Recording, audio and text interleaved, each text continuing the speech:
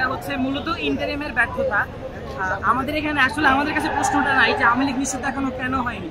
যেই প্রাণের দাবিতে আমরা জুলাই আন্দোলন করলাম আওয়ামী লীগের পতনে, এরপর এই পতনে আমাদের নেতারা সবাই একই কথা বলছেন যে এই পতনের পর তাদের রক্তের ওপর কারো হাত, কারো চোখ, কারো পায়ের ওপর দাঁড়ায় যেই সরকার প্রতিষ্ঠিত হয়েছে, সেই সরকার আজ অব্দি তাদের যে বিচার, এই যে গণহত্যার বিচার, এই খুনের বিচার, এই যে যার হাত পা চোখ শহীদদের খুনের বিচার, এই বিচারটা এখনো কেন করতে পারলো না, এটা তাদের ব্যর্থতা।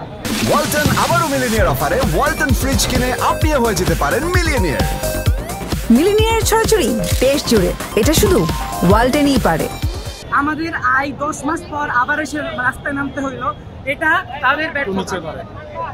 আমরা মনে প্রাণে বিশ্বাস করি যে ইন্টারিমের ব্যর্থতা সবচেয়ে বড় ব্যর্থতা এটা। তারা সবসময় বলে সংস্কার সংস্কার, তারা সংস্কার করতে চায়, সংস্কারের জন্য তারা ক্ষমতায় আছে, কিন্তু তাদের সংস্কারের যেটা মূল ধাপ, যেটা মেইন পয়েন্ট, তারা সেটাই করতেছে না। মূল সংস্কার তারা এখনো করে নাই।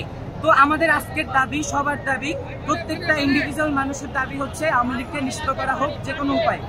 এখানে কেন মনে হয় তেমন তারাও যেটা বলে যে তাদের প্রেশার আছে, বা সাধারণত ডক্টর ইউনূস রাজনৈতিক দলগুলোর সাথে যখন তারা বৈঠক করেছিলেন তখন কিছু কিছু রাজনৈতিক দল করেছে, মানে অসম্মতি প্রদান করছে, আওয়ামী লীগ ব্যান হওয়ার পিছনে অসম্মতি প্রদান করছে, এইসব কারণ হতে পারে।